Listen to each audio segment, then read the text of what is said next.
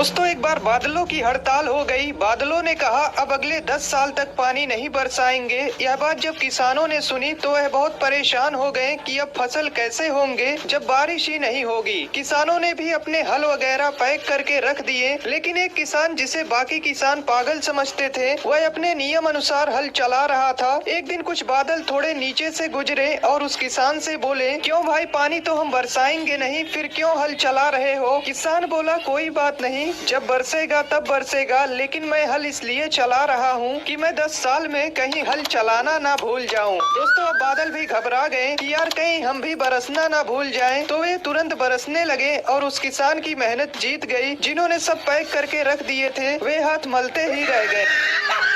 दोस्तों वीडियो अच्छा लगा हो तो लाइक कर लें।